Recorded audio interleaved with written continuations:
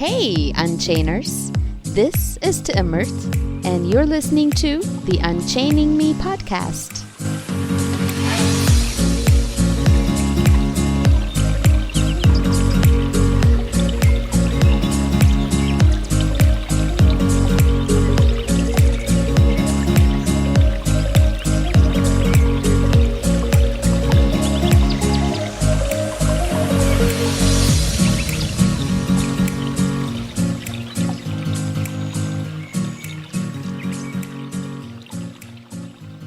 Hello, dear listener. Thank you so much for joining me on another episode of the Unchaining Me podcast. I'm so happy to be here, and I'm glad you decided to tune in to this episode. I hope you stay until the very end, and I hope if this is your first time especially, that you go and explore the other episodes and the other topics that I've discussed. And please go and review if you can, especially if you have an Apple phone, an iPhone. Please go and leave a review and rate this podcast. It allows me to be discovered. It allows more people to listen to it and for this podcast and the whole Unchaining Me movement to grow. So I appreciate your time in doing that. This episode, I wanted to do something different. I wanted to just take some questions that you guys may have for me and answer them in this episode. That was what I wanted to do, and I posted it on my Instagram and Facebook pages, and I've received a few questions that I wanted to address, a few questions that I picked. And without any more explaining, I'll just get started.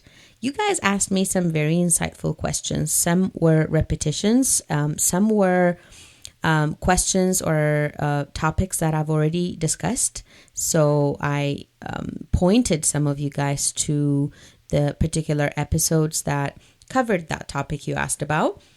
But some very insightful questions that I picked are as follows. So the first one I picked is about inner child parenting or inner child reparenting.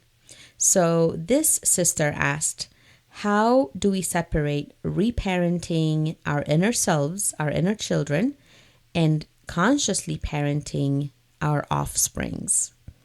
I had to read this a few times. How do I separate reparenting my inner child and consciously parenting my child? Basically, she's saying, and it's a profound concept, even reparenting, even the fact that we are powerful enough to parent our inner child. And I wanted to first start by describing really quickly what those are, because I can't assume everybody knows about it. I can't assume that everybody's engaged in reparenting themselves, or even the concept of the inner child. What is that?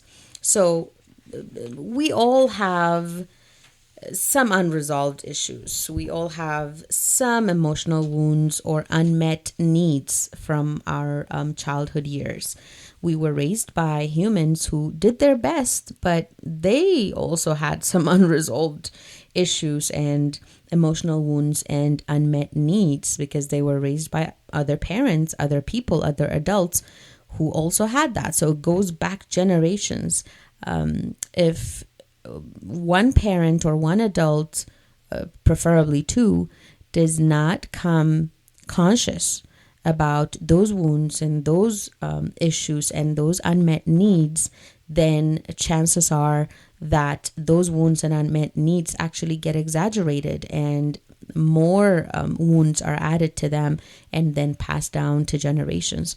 So this concept of being able to reparent ourselves as adults, as these emotional wounds surface, especially in intimate relationships, we reparent ourselves by providing the comfort, providing the validation, and that presence, the awareness that every surfacing wound or emotional issue deserves or needs, by providing that to ourselves even at a later age, even at after we have become adults.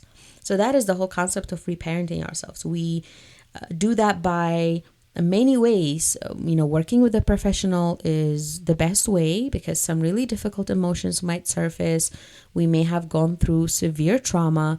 I know we normalize it, especially in the Habesha community, but we normalize it like, it's a typical household. My mom hit me and my dad screamed at me.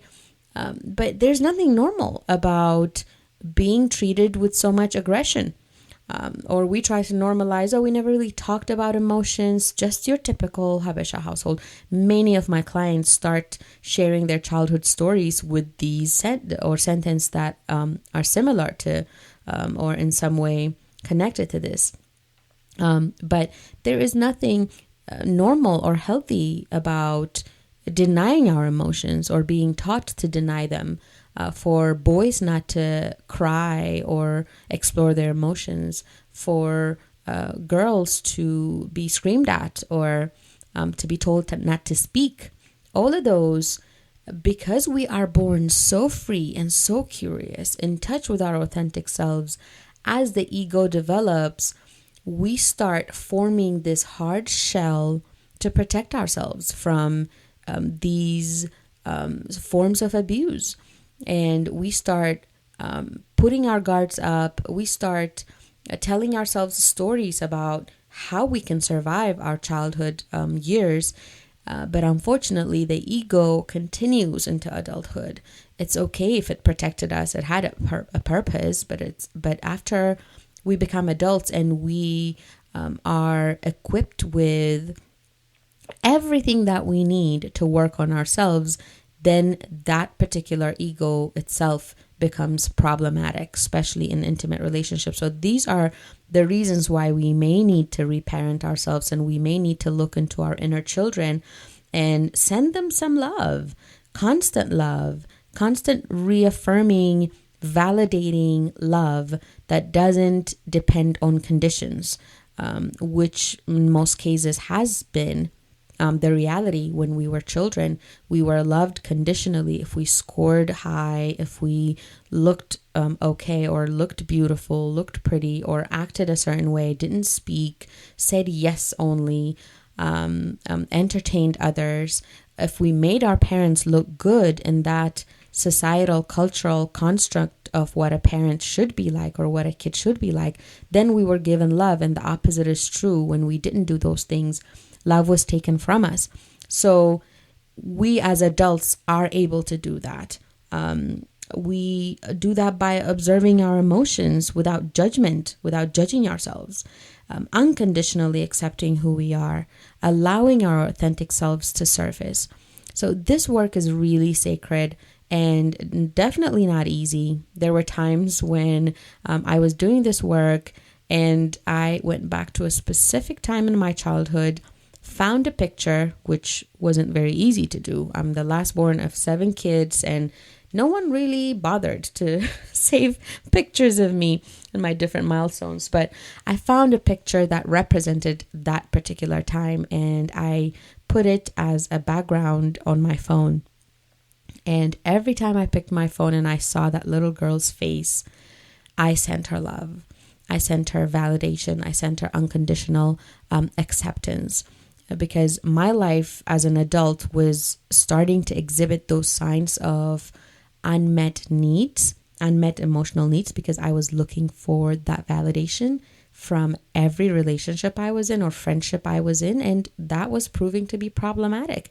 Nobody else can raise us, nobody else can raise our inner children for us. Not your boyfriend, not your girlfriends, not that childhood friend that you lean on. No one can do that for us. So this is the sacred work called inner child work, or reparenting ourselves. And this person is asking me, how can I do that while consciously raising my own child? I think raising children while reparenting yourself or reparenting your inner child is a gift. Yes, it's very difficult because children, what they do is challenge you. What they do is make these unmet needs and unresolved emotional traumas come to the surface. So yes, challenging, but challenge that we desperately need if we are going to proceed further, if we are going to really see progress in our relationship with our inner child. Having kids around you, especially if they're toddlers. I have a toddler, and specifically this weekend we are potty training. I almost lost it a couple of times because, hey, our relationship with poop is really complicated. So there were parts of me that came to the surface when she had accidents, and I had to pause and be conscious of what I was communicating with my daughter and not being conscious about my emotions that were surfacing. My relationship with mess has been challenged and really explored because of my kids. I wouldn't have been conscious about it if I wasn't actively raising my inner child, right? Or if I weren't consciously aware of my responses to these things. But that is exactly the gift that kids are.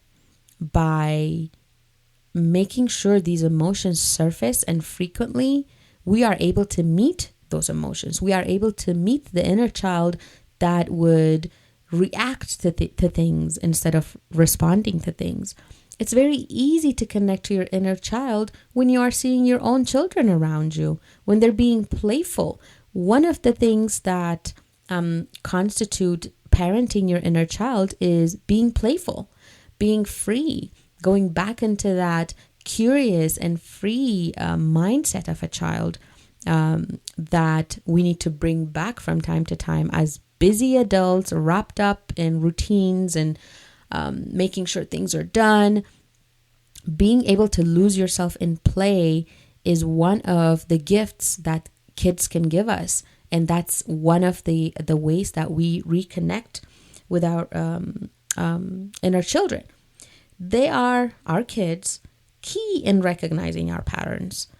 If you are aware of your patterns often enough, you're going to realize that your kids are the biggest parts of your triggers, and these patterns keep coming back if you are not consciously redirecting that energy into going back into yourself and accepting that little child, calming her down or calming him down, allowing her to express her emotions. If your kids are getting on your nerves, you go into your room. If you need to cry, you cry. You pay attention to the rising and dropping of your breath and the pumping of your heart when you get angry, when you get irritated. All of those moments are gifts, because if you don't exercise that, what is the point of reparenting your inner child? What is the point of being engaged in this kind of soul work if you don't have ways to see if what you're working on is bearing fruit? So they help us remember what it's like to be a child. They help us remember what it's like to be helpless and just needing love and approval from our parents. That's what inner child work is, remembering that you at some point were exactly that. And what's happening between you and your child right now in that argument is probably what happened in the past. And your parents did not have what it took, did not have the knowledge or the exposure to be conscious for their children, for you. But now you have that chance. Just the other day, I was going through this very intense emotion with my toddler. There was something I repeatedly told her not to do. And you know how, whoever has toddlers would realize what I'm about to say. You know how they do something and they give you this side eye, like they know you're going to get angry at them for doing that, but they do it anyway. That like they have this really slow movement and they're looking at you side-eyed. She did that, and I, for a quick second, lost it. I screamed. I said, "Noella, I told you not to do that." And she looked at me, and 2 seconds later, she said, "I love you, Mommy." And then she came and hugged me. She grabbed my legs and just held on tight. And just immediately I felt, oh my gosh, whenever I scream, whenever I get angry, she feels the need to remind me that she loves me and that I love her too. She wants to hear those words. I love you. And I went back into my childhood, and I probably was that kid too, but obviously my mom did not even know how to say I love you, did not even really know how to show affection to her kids. Her motto was, if you were dressed, if you were fed, if you went to school, you had clothes on you, then that's it. She thought of showing affection as spoiling. So I've never ever seen my mom show any kind of love and affection towards any of us. And I could clearly see how that may have crushed my spirit of love, of needing that validation and approval. The number of times my mom would get mad about every little thing and take out her frustrations in her life out on us, on me. I can imagine how lost that made me feel, how hungry and yearning for validation that made me feel at the time. So now, as I stand here, it's like history coming full circle. I have this position, I have this opportunity to correct that error, to make conscious that unconsciousness that was passed to me. And I did that. And that doesn't mean we're perfect. That doesn't mean I'll never get angry, or I may never raise my voice. The aim is to get there, but we got to be realistic. Things can be difficult. We got to be careful that we're not going to play into that mom guilt, because every time we err or we make a mistake, we shouldn't be judging ourselves. That's the opposite. That defeats the whole purpose of reparenting our inner selves or inner children. So our kids serve as mirrors. They really can help us bring our deep-seated traumas to the surface. And there we can face them. If they come to the surface and we see the parallel happenings of what happened in our childhood, and now what's happening to us as parents, or what we're doing to our kids as parents, it's a very good opportunity to be able to grab those things and correct them and heal them and validate them. They give us perspective too. Being able to parent while parenting our inner children is something that gives us a lot of perspective, because we know we are flawed as parents, right? Our kids show us that. No matter how much we try to hide it, we're flawed as parents. There's no perfection in parenting. So we know why our parents raised us in flawed ways too. So I posted a quote the other day.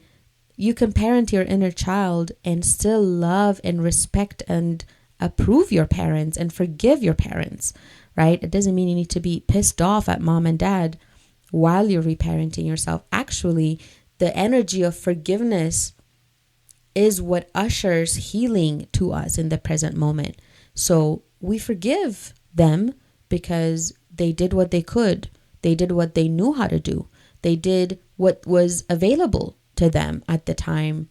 They did what they could carry. They didn't face what they couldn't face in themselves. But now we know better and we can do better. As my favorite Maya Angelou says, when you know better, you do better. So our kids are priceless opportunities to see that and forgive our parents as we go, because we know how difficult it must have been for them with unrealized dreams to be able to parent kids. Mostly on our mother's plates, they had full plates. They did the best that they could with what they had. So these are, I think, priceless opportunities that we can grab in order to parent better, and also not just parent our kids better, but also parent our inner children better. I hope this answers your question, but that is my sentiment towards what you raised. Another question I picked reads, how do we set a vision together in a new marriage, or a common vision? This is a very important thing, and I commend you for paying attention to it, for wanting to have that common vision with your spouse. because most people are lost in the planning and the wedding and the honeymoon period of everything seeming perfect. And then a few years down the line, there isn't a common vision, there aren't shared values, and then ego sets in, power struggle sets in, and then the marriage struggles. Doesn't mean it always fails, but the marriage struggles. And if people aren't conscious enough and determined enough to fix things, aware enough, mature enough, then the marriage may struggle to its demise. So kudos to you for wanting this common vision together with your spouse, with your husband. Having a vision for your marriage allows you to be very intentional with the decisions that you make, with what you do with yourselves, your children, if you decide to have children, where to live, what kind of spirituality or religion to follow, what kind of schooling to get your kids, what matters to that family. It allows you make the most of your resources, your time, your money, make each of you seen and represented in that marriage. I want to emphasize that having a common vision doesn't mean your individuality has to get lost in it. It means that there are awesome things that you bring in. There are good things, awesome things that your spouse also brings in. And you weave a common value, a list of common values or a common vision, intentions for the family that you are building or the marriage that you are getting into. And I think one of the key things to make sure here is your relationship with yourselves. Initially, you and your husband, they've got to be in a healthy path. We look at marriage as a place where we end and something different begins. That you end, he ends, and it becomes about just the union. And as beautiful as the union is, it's made up of two individuals, and those two individuals continue to evolve and become different individuals as time goes by. That is something that needs to be not just understood, but embraced and celebrated. You don't end as a woman, as yourself, as the human that you are when you get into a marriage, and your husband doesn't either. So these things need to be understood and actually really celebrated. So how healthy is your relationship with yourself? How deep have you dived into yourself and know things that matter to you, your values, things you don't compromise on? How do you demand the things that matter to you? Respect, honesty, commitment. Are you on par with yourself when it comes to these things? And can you bring your partner along with you? Because if you're not rooted enough in those things yourself, if you haven't found out what really matters to you and how to ask for them, how to make sure that they are incorporated into the common values, then you're going to struggle. You're going to butt heads. And if your partner hasn't done the same homework or isn't open to doing that same homework within himself, the same thing happens, and arguments turn into draining fights, and then your connection will be shaky because these initial jolts of happiness and the honeymoon phase obviously does not last. So how well do you know you? How well do you love you and appreciate you? And how well does your partner do those same things for himself? And you may have already understood what your common values are during the dating period of your connection. But now is the time to really hone in on those and make sure each other really understands those values. What's your view on commitment? How committed are you to yourself? How committed are you to the family and to each other? It could be something as basic as having kids. Do we want to have kids? Do you want to have kids? Do I want to have kids? And are we comfortable with what each other wants, or how many each other wants eventually? Can we set a vision that we can agree on about something that important, something that basic? What is my approach towards faith, religion, spirituality? And what does the other person think and want? And we must bear in mind that we continue to evolve as human beings. And how much room have you prepared in yourself to accommodate your partner's evolution? And how comfortable are they with yours? Because we are going to evolve. And especially in the area of faith and religion or spirituality, you want to evolve. You want to be able to go deeper into your authentic self and find that connection with what you consider higher power, what you consider God, or Allah, or universe, whatever you want to call it. How comfortable are you, and how comfortable is your husband? How aware are you that you both are not stagnant beings, that you are going to continue to grow and evolve?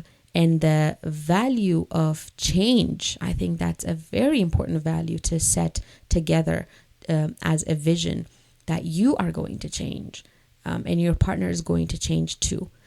How much space can you hold for that, for your partner? And how much space can he hold for you?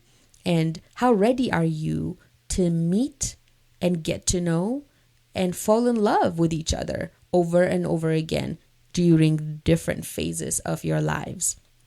If those visions aren't understood and set from now, life is going to be a source of really anxiety.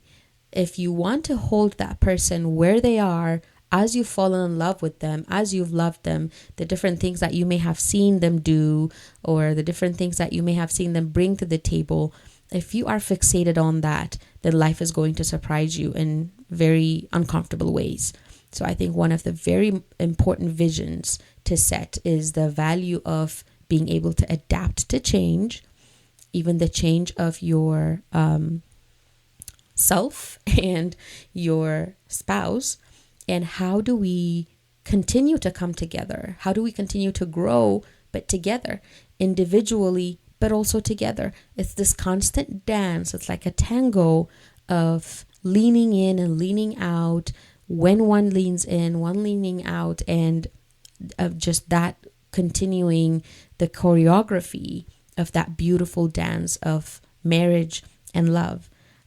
What's your approach to career? If one partner is so career focused and considers success only through those kinds of careers or specific types of jobs, and the other partner, maybe you decide to have babies and you decide to stay home and raise babies, what is the value that the other person gives to you as a stay-home mom? What is the value that you're going to give your spouse if he decide to have a career change and you don't, that doesn't sit well with you? How do you figure these things out? I think the biggest vision that you need to set together is being comfortable with growth and change. You will be fine with really anything else, because those common values, yes, they need to be set. Commitment, honesty, reliability, those things are very common. The values that you give for your children, those things have to be common and agreed upon. But everything else evolves and grows and changes. And I think both of you need to make sure that you are comfortable with that. As far as the vision for the family really is concerned, after you have a family, I'm going to be very honest with you. In our marriage, my husband is more of the visionary one. I am at a place in life where I am catching up with lost time when it comes to the things that I want to do, the things I consider my purpose and my calling. I'm more focused on that, and of course, our kids. My husband is very focused on our kids, but also he is the visionary in this family. He's the one who, when we bought a house last year, or he, envisions things for our family to do. What if we travel? What if, we buy a boat? We have more of an outdoor centered life. And those things really don't come naturally to me. I am more of the grounding part of the marriage. I'm more of the, let's have a routine today, right now. Let's plan things ahead so that we don't miss this appointment we have, or let's make sure everything's prepared here in the house. I'm that planner a type of person because it helps my anxiety to be prepared. But my husband is so gifted in, even after we bought this house, he had a vision for every room and I didn't. Maybe it's also the time that I was in. I had just given birth and my nesting instincts had kicked in. So all I wanted was just to cuddle with my baby and play with my toddler and just balance that part, harmonize that part of my life with everything I do on Unchaining Me. But he was so focused on the vision that he had for us. And to tell you the truth, we fought quite a bit when we first moved in, because I thought, hey, here we are about to settle. I want to, settle and nest. And I just became a mom.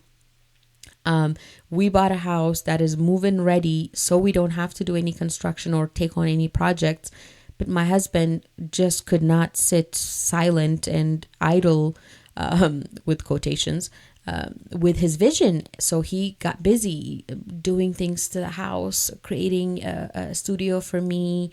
He was creating a cinema for our family out of just an empty room. He built a gym.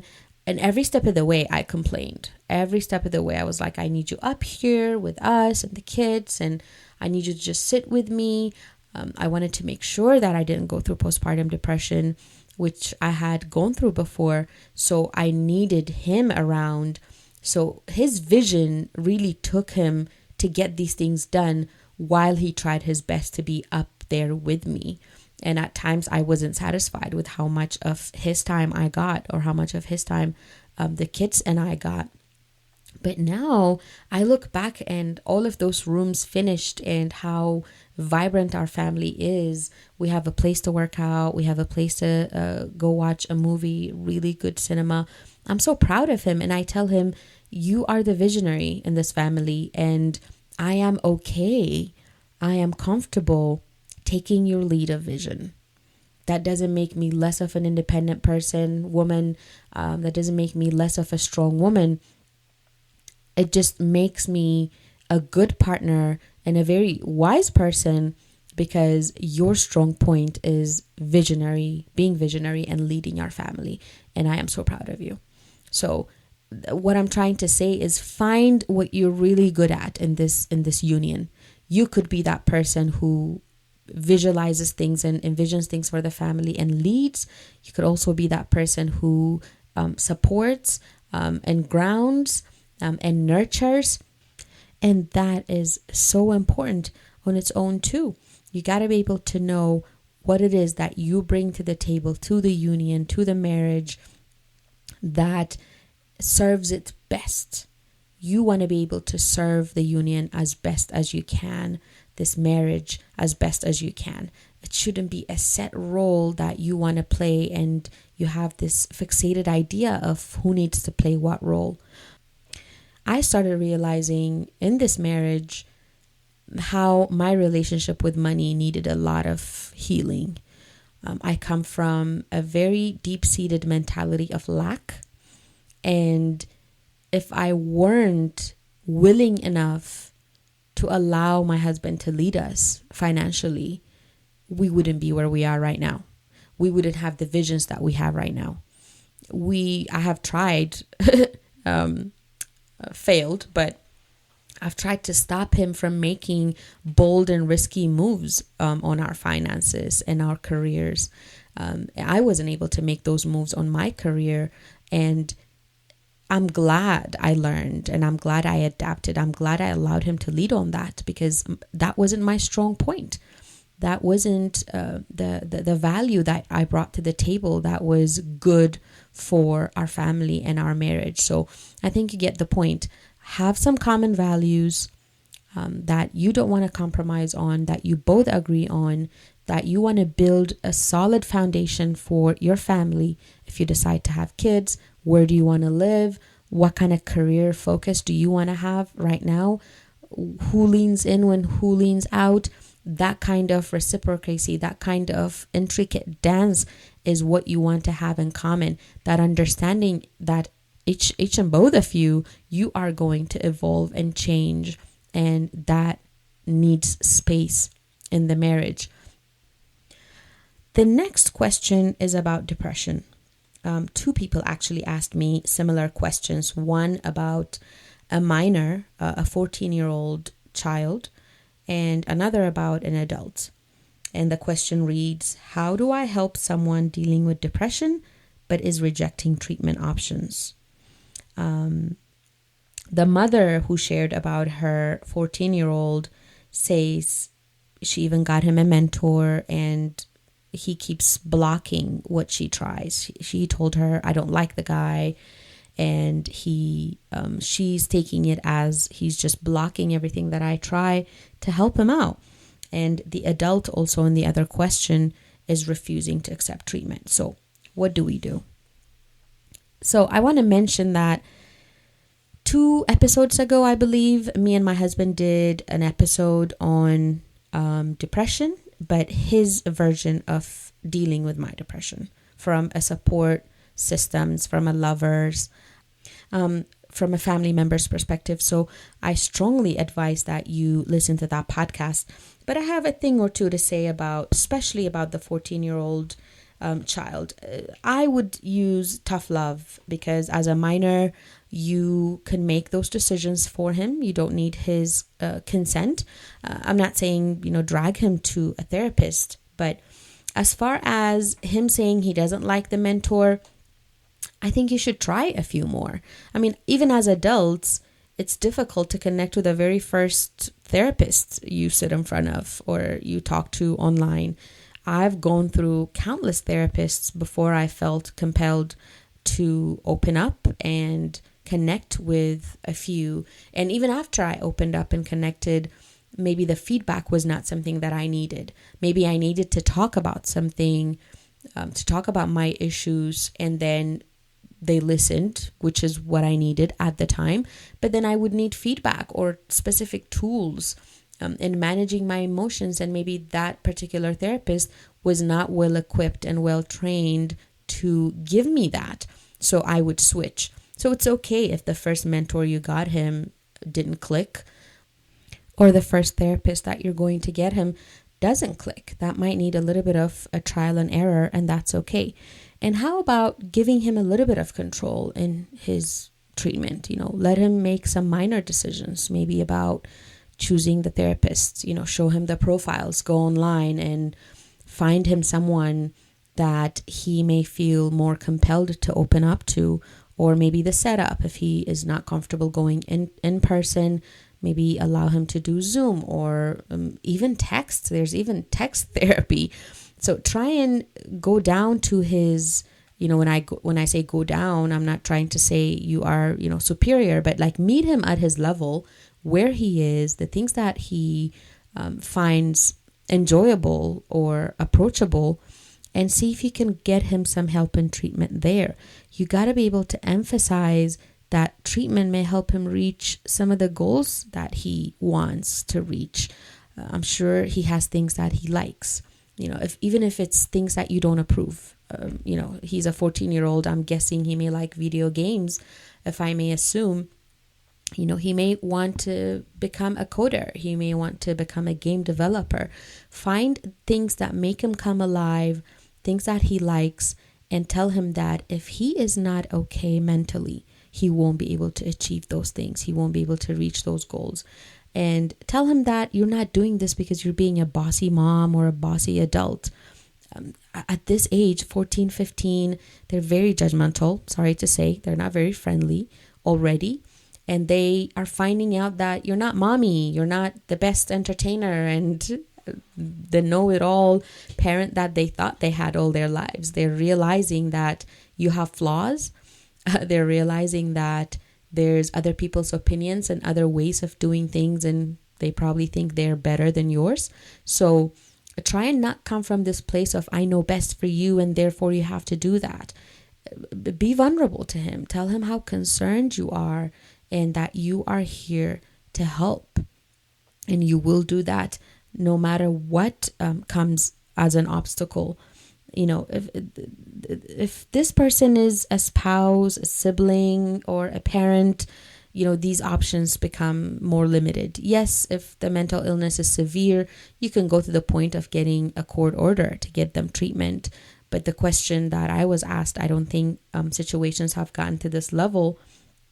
So you can't really say much. Their medical encounters are going to be private, and you're going to have limited access to speak with their healthcare providers.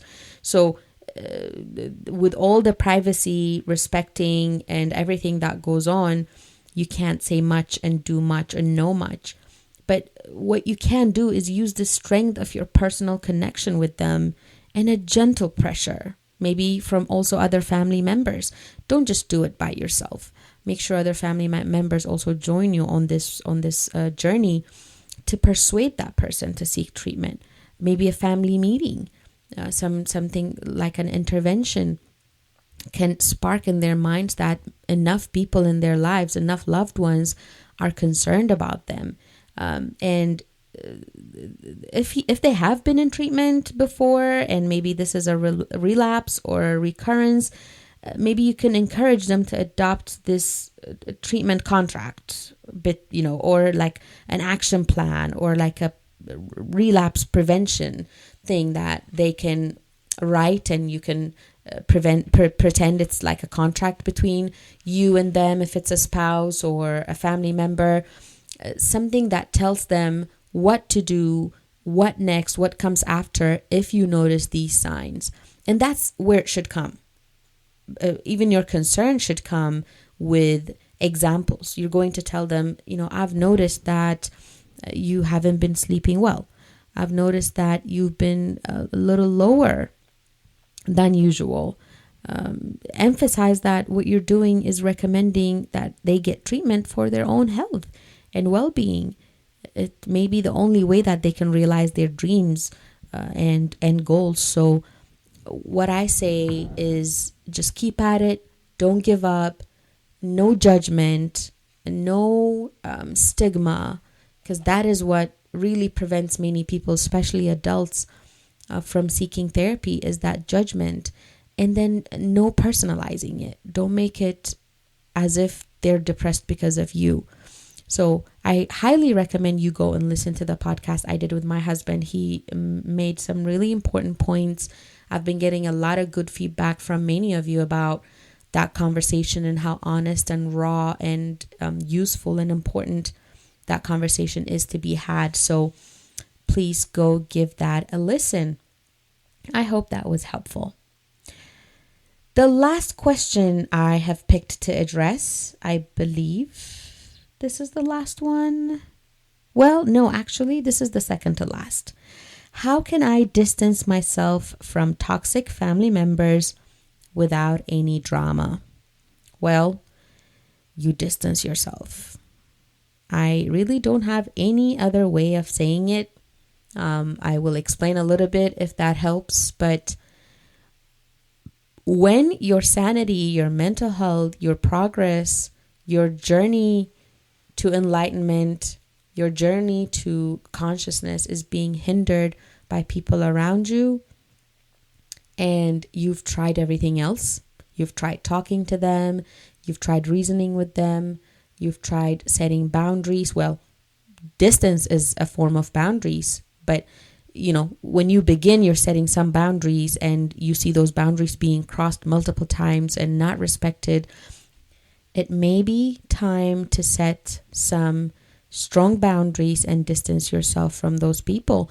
It doesn't mean you don't love them. It doesn't mean you don't wish them well, but it just means that your peace and your mental health are so important that you will do whatever needs to be done for you to protect those. So I would assume that you've already tried talking to them.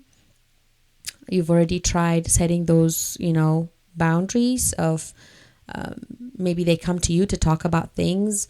Maybe they come and gossip about other people, or they try and take out their emotions on you, or maybe they try and manipulate you with those emotions, or certain ways of talking to you. I'm guessing that you have noticed a pattern of how their toxicity comes to you, how their toxicity affects you, because it's different for many people. It's different if they are in the same country with you or not. Is it over the phone? Do you have to call them? Do you live together? It makes it much more complicated to set those boundaries or distance yourself when you're sharing a living space. So I will allow you to pick whatever is useful for you from how I answer this, because there are many details that I'm lacking in telling you.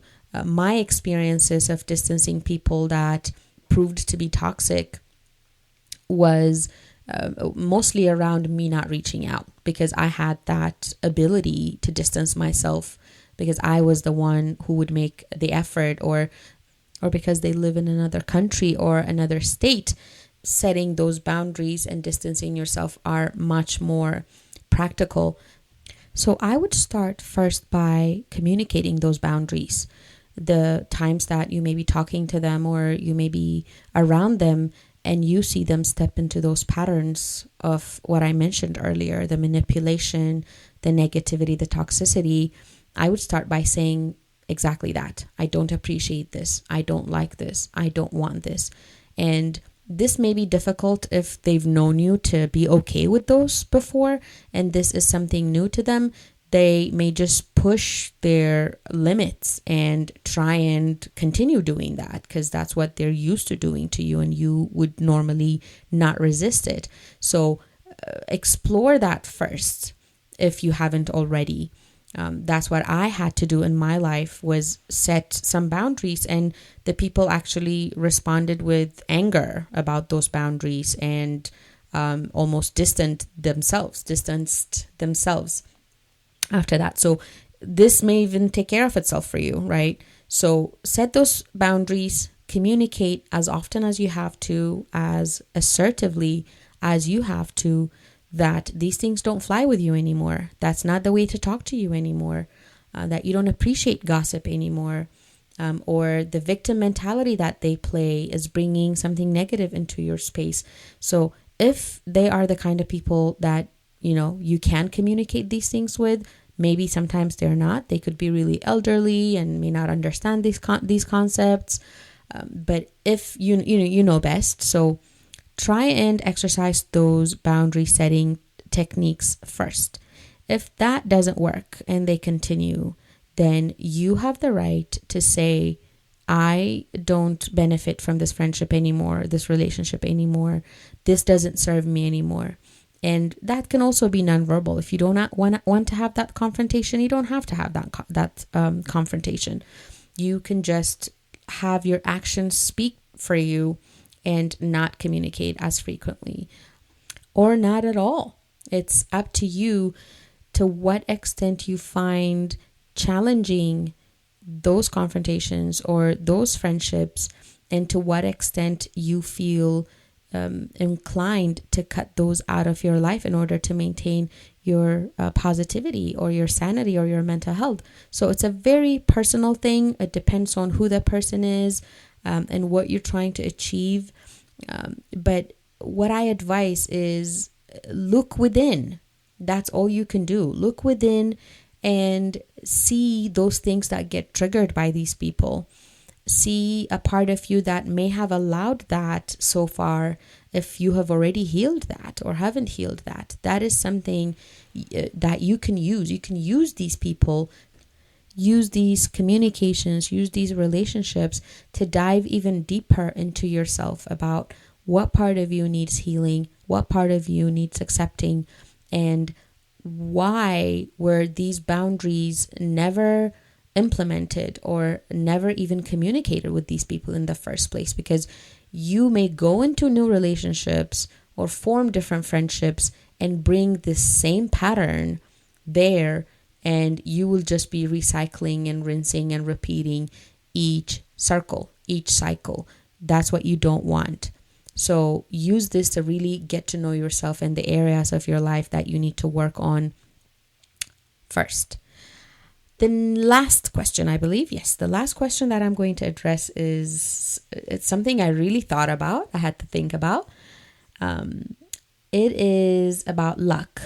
It says, do you honestly consider yourself lucky in life? The very simple answer is no. I do not believe in luck. That didn't even sit well with me at first when I thought it. When I saw the question and I said no. And then I had to think about it. Like, do I really not believe in luck? Because I love everything that I have in my life right now. I love where I am so much. It's so difficult not to believe that I am lucky for being here. Now, gratitude is something different. I feel so much gratitude for what I have. I'm grateful for every little thing. But if I told you that I believed all I have is because of chance, because of just accident or coincidence, then I wouldn't be telling you the truth. I do not believe in luck. I believe in intentions. I believe in providence. I believe in opportunity. And I believe in timing. None of those say luck. None of those scream chance. If you think you're lucky for getting good things in life, then you're going to think you're unlucky for not getting good things in life, or when those good things disappear, or if you're going through a phase of loss, or a dormant phase where you're not as productive or as active, then you're going to think that's also luck. The yay me that luck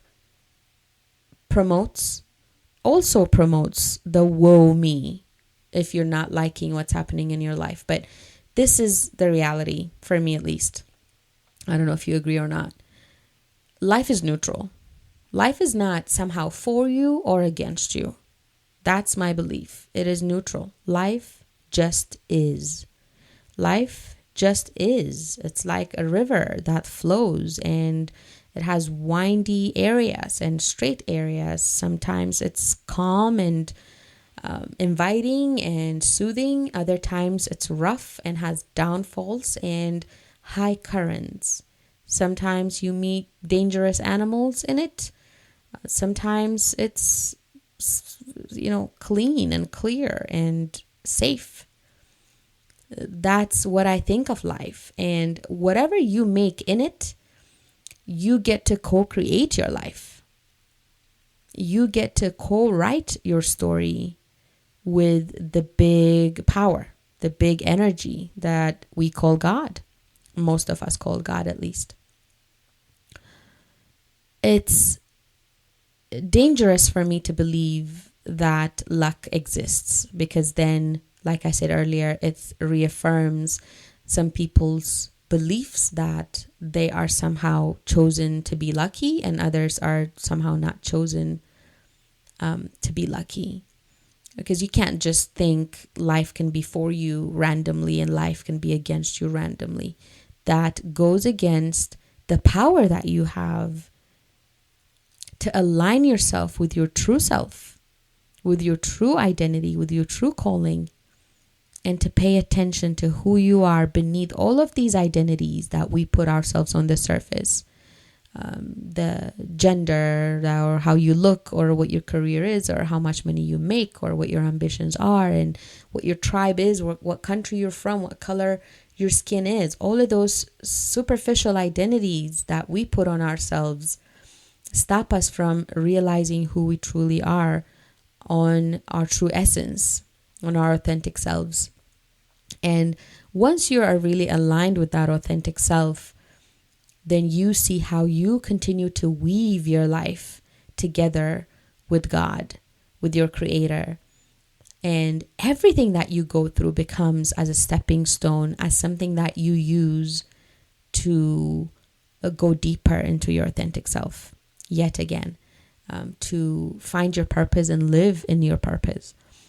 Whatever that I've gone through, the mistakes that I've made, the people that I've met that hurt me, the people that I met that I hurt, all of those things, the depression, the divorce, the setbacks, the failures, all of those things were exactly what I needed to be where I am right now.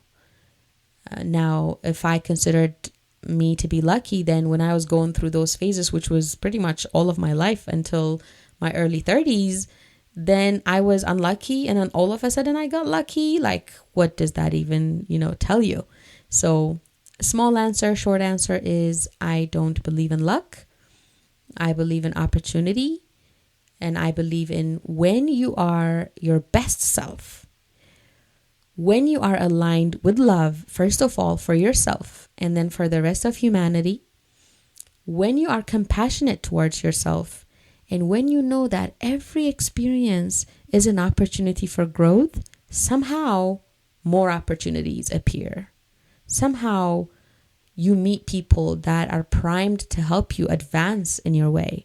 You meet people that reciprocate the love that you have for yourself and for others. I think it's physics. I think it is an exchange of energy. I don't think it's luck.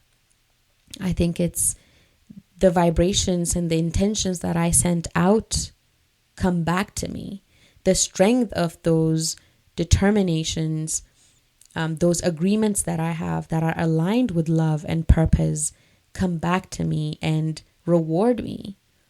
That's why I was able to find exactly that which I love to do, exactly that which I know I was born and created to do on this earth. That is the secret to being able to form a beautiful blended family with my husband. That is the secret to working on my marriage, as difficult as it was in the beginning. That is the secret to forming amazing friendships with people that are so unlikely to form good friendships with me. My husband's ex-wife, to be an example. I think me emitting that energy of positivity and love and approval of myself was being reciprocated back from the universe. And these people came aligned into my life. Some of it is magical. Where and when I met people exactly that I needed, and I didn't even know that I needed them. I didn't even know that I needed their guidance or their support or their collaboration. It's almost like it's orchestrated somehow. And that's not luck. That is being aligned with my true self and continuing to do that, continuing to unchain. I'm not saying I'm perfect. I'm far from it. But I have love. I have love for myself. I have approval for myself, which I yearned for all of my life. Now I'm able to give that to myself. And when you are full of love in yourself, then you give it to others, to other beings, and to the earth. And that comes back to you. And in the future, I know I'm going to have difficult times. That's just part of the deal of the river of the flow of life. I'm going to lose things. I'm going to lose people. I'm going to fail, and I'm going to get ill. I'm going to die.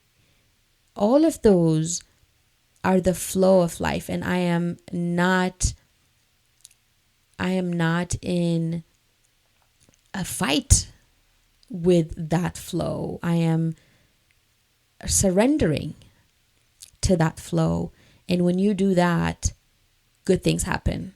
When you do that, things that may not necessarily look good initially, but eventually you'll realize that you are exactly that, or they were exactly what you needed. Those things happen. You find miracles everywhere. That is not luck. That is design. And that design has me as a co-creator. I co-create my life and the life that I want with that big creator.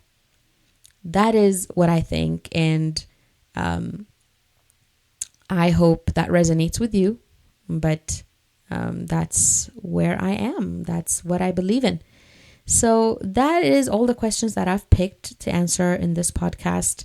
I'll do this again. This was fun. This was challenging too.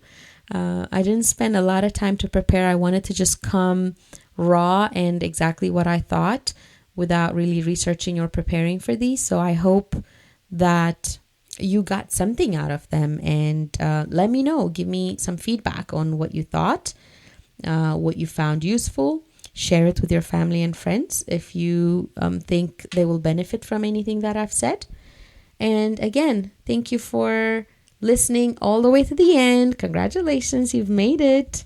And I will see you on another podcast next week. Thank you, beautiful souls. Thank you, Unchainers. Bye-bye. And don't forget to support by liking, rating, subscribing, and sharing with your family and friends. Thank you so much, and see you with the next episode.